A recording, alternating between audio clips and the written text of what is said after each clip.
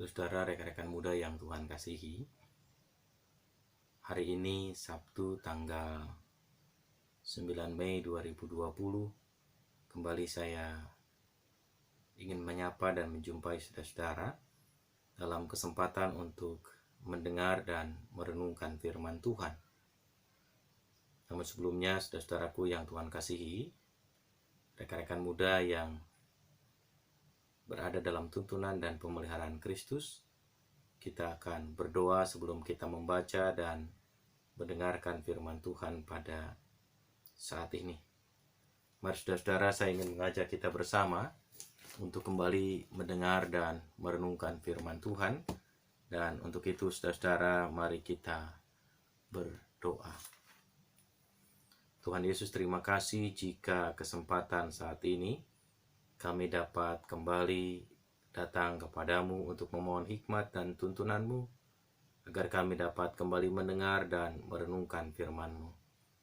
Ya Tuhan, tuntun dan kuasai hati serta pikiran kami, supaya saat kami bersama-sama mendengar dan merenungkan firman-Mu, maka kami dapat mengerti dan memahami apa yang Tuhan hendak sampaikan dan juga katakan kepada kami. Sebagai orang muda, kiranya dengan hikmat Tuhan, kami dituntun dan disertai, sehingga kehidupan yang kami jalani juga dapat berjalan turut dan selaras dengan kehendak Tuhan. Tuhan, berfirmanlah kepada kami di saat ini, karena kami sekalian sebagai orang muda telah sedia untuk mendengarkan. Dalam nama Tuhan Yesus Kristus kami berdoa kepada Bapa di sorga. Haleluya. Amin. Saudara-saudara, rekan-rekan muda yang Tuhan kasihi, saya mengajak kita untuk membaca bersama-sama firman Tuhan yang dituliskan dalam kesaksian Amsal pasal 13, maksud saya Amsal pasal yang ketiga, ayat yang ke-13. Saudara-saudara di rumah dapat membaca bagian ini, dan saya akan membacakan bagian ini untuk saudara-saudara sekalian. Amsal pasal yang ketiga ayat yang ke-13 berkata demikian: Berbahagialah orang yang mendapat hikmat, orang yang memperoleh kepandaian, dan seterusnya. Demikianlah firman Tuhan yang menyapa kita saat ini. Maka berbahagialah kita sebagai orang muda yang diberikan kesempatan untuk mendengar dan merenungkan firman Tuhan, serta melakukannya dalam hidup kita dari hari ke hari. Terpujilah nama Tuhan. Sahabat muda yang Tuhan kasihi, pernahkah kita membayangkan ketika kita mendapatkan kesempatan dari orang tua kita, khususnya adalah saudara-saudara kaum muda yang laki-laki, kita mendapatkan kesempatan untuk menebang pohon yang ada di depan rumah kita. Dan pohon itu bukan pohon kecil, tapi pohon yang cukup besar. Ketika saudara-saudara mendapatkan kesempatan untuk menebang pohon itu, maka tentu saudara-saudara yang Tuhan kasihi, saudara-saudara akan mempersiapkan perkakas yang diperlukan. Minimal, saudara-saudara akan mempersiapkan kapak. Kapak yang tajam, kapak yang dipandang mampu untuk bisa merobohkan pohon di depan rumah kita. Dan ketika kita mendapatkan kesempatan pertama untuk menebang pohon yang ada di depan rumah kita, kita akan berusaha menebang sekuat tenaga, semaksimal mungkin. Namun saudara-saudara, kita mungkin juga punya pengalaman ketika kita menebang pohon yang cukup besar dan itu tidak langsung roboh. Kira-kira apa yang kita lakukan? Bisa saja kita menjadi orang yang begitu lelah, kita menjadi orang yang begitu putus asa karena mungkin sudah menebang sehari penuh, tapi itu tidak pernah roboh. Sudah setajam apapun kapak kita pakai, karena pohon itu terlalu besar, maka pohon itu tidak mudah tumbang. Dan mungkin ada di antara saudara-saudara, rekan-rekan muda yang berkata, buat apa saya teruskan menebang pohon ini? Pohon ini terlalu besar untuk saya. Tidak mungkin saya robohkan sendirian. Benarkah saudara-saudara, pohon itu tidak mungkin kita robohkan? Ketika kita punya perkakas, punya alat yang cukup, sekalipun itu hanya sebuah kapak yang tajam, benarkah kita tidak mampu merobohkan pohon itu? Saudara-saudara, rekan-rekan muda yang Tuhan kasihi, menurut hemat saya tidak. Kita pasti bisa merobohkannya. Kita pasti bisa menumbangkan pohon itu, sekalipun hanya dengan perkakas, sejenis kapak yang dipercayakan dan diberikan kepada kita. Ketika kita bukan hanya mengandalkan kekuatan kita, ketika kita bukan hanya mengandalkan kemampuan kita, ketika kita bukan hanya mengandalkan power dan tenaga yang kita miliki, saya yakin dan percaya saudara-saudara, kita mampu merobohkan pohon itu. Mungkin tidak sampai 1 hari kita akan merobohkannya. Kenapa? Karena kita belajar untuk bukan hanya menggunakan tenaga, bukan hanya menggunakan kemampuan, bukan hanya menggunakan perkakas, tetapi kita belajar akan menggunakan hikmat Tuhan di balik semua upaya yang kita lakukan. Kalau modalnya hanya 1 buah kapak, tapi orang itu berhikmat, orang muda itu punya hikmat Tuhan, dinaungi hikmat Tuhan, maka dia akan berpikir sebelum dia mengayunkan kapak itu ke pohon besar itu, dia akan melengkapi dengan yang lain. Dia akan menyiapkan kayu lain untuk kemudian dibuat sedikit runcing sebagai sebuah kelengkapan tambahan. Bukan hanya kapak tajam yang menjadi kelengkapan tambahan atau yang menjadi sarananya, yang menjadi perkakas yang dimilikinya, tapi dia akan mencari kayu lain untuk kemudian dia sedikit tajamkan, dia runcingkan, yang satu saat kayu itu bisa dipakai untuk mengganjal. Kayu itu bisa dipakai untuk kemudian membantu dia memotong sisi yang lain.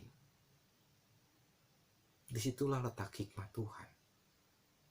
Bukan hanya dengan bermodalkan kekuatan, bukan hanya dengan bermodalkan power, bukan hanya dengan perkakas yang dimiliki, tetapi bagaimana kemudian dia juga akan menggunakan hikmat yang dimilikinya. Tenaga yang dia pakai, dia akan pakai seefisien mungkin. Demikian pula dengan kita, saudara-saudara. Hidup kita sebagai orang muda pasti juga harus dilalui dan dijalani dengan berbagai pergumulan, dengan berbagai dinamika. Tapi pernahkah kita ketika berjumpa dengan pergumulan, ketika berjumpa dengan kenyataan yang sulit dan sukar, kita tidak mampu menyelesaikan pergumulan itu? Saudara-saudara kaum muda pasti mengalami itu.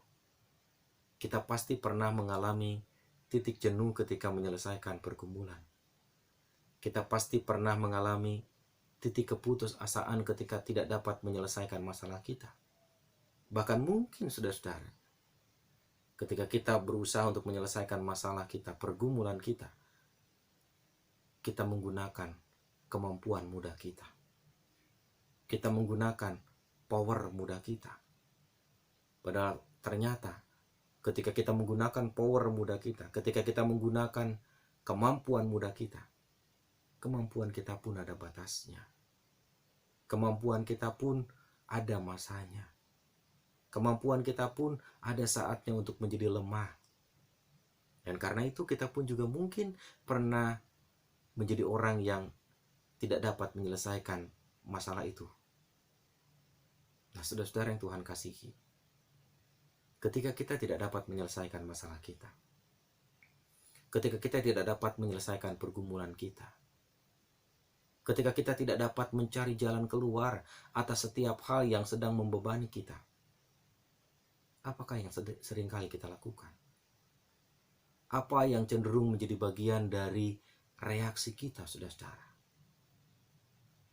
Tidak jarang reaksi kita sebagai orang muda, kita emosi, kita marah, kita menunjukkan sikap berontak kita.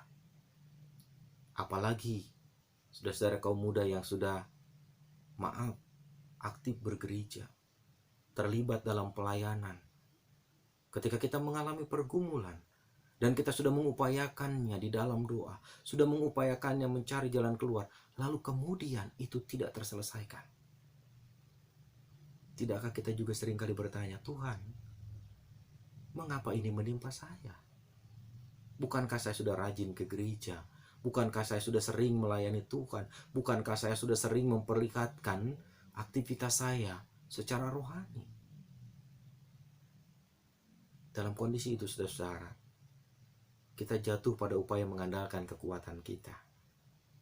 Kita jatuh pada upaya mengandalkan kemampuan yang ada pada kita. Kita jatuh pada upaya untuk mengandalkan apa yang ada dalam kemampuan pengetahuan kita. Padahal penulis kitab Amsal jelas mengatakan kepada kita, saudara-saudara, berbahagialah orang yang mendapat hikmat, yang memperoleh kepandaian. Kepandaian dan hikmat, pengetahuan dan hikmat, kekuatan dan hikmat, bagian yang tidak boleh dipisahkan oleh kita ketika kita menyelesaikan atau menjumpai hal-hal yang patut kita selesaikan dalam perjalanan hidup kita. Kepandaian itu bisa saja pengetahuan yang kita punya. Kita menyelesaikan berdasarkan kemampuan analisa kita, dan ketika itu tidak selesai, maka berarti kita melupakan bagian yang lain. Hari ini kita diingatkan kembali.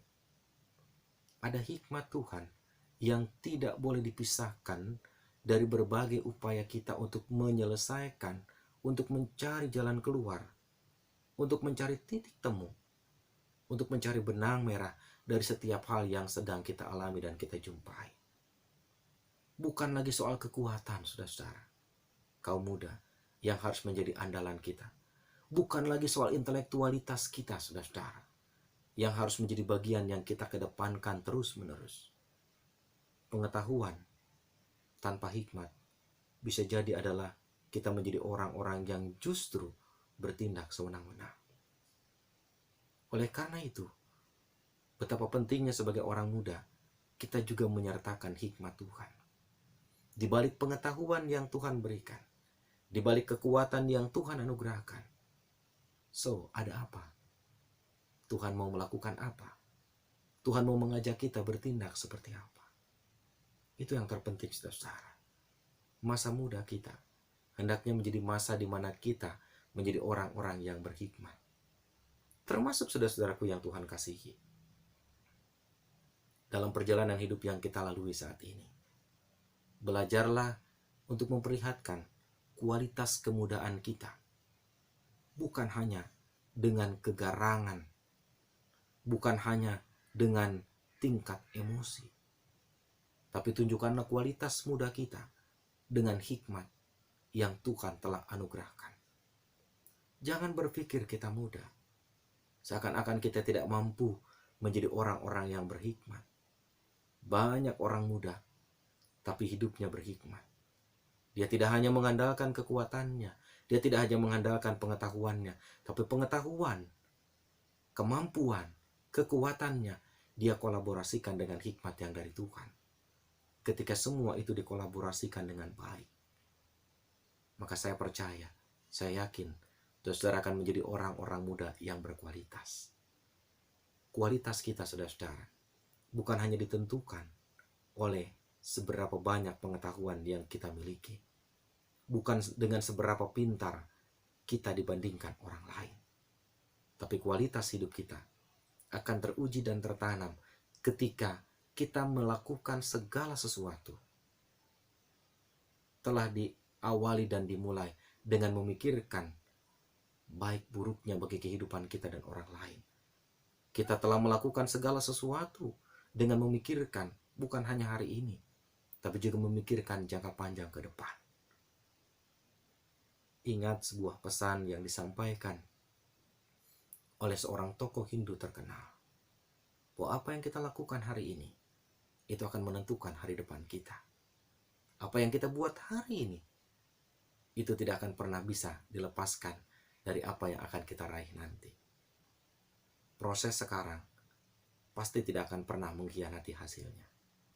Oleh karena itu, saudara-saudara, berproses di masa muda untuk menjadi orang muda yang berhikmat, untuk menjadi orang muda yang takut akan Tuhan, untuk menjadi orang muda yang senantiasa berjalan di jalan Tuhan. Itu adalah bagian dari panggilan hidup kita di masa muda. Ada banyak tokoh muda Alkitab yang memperlihatkan kualitas kemudaannya dengan penuh hikmat, dengan menjadikan hikmat sebagai barisan dan perisai hidupnya. Dan mereka menjadi orang-orang yang berkualitas. Saya yakin dan percaya, saudara-saudara kaum muda gereja Kristen Pasundan, khususnya Jemaat Sadang, juga akan menjadi orang-orang muda yang berkualitas ketika mampu memperlihatkan kehidupan di masa mudanya dengan selaras pada kehendak Tuhan.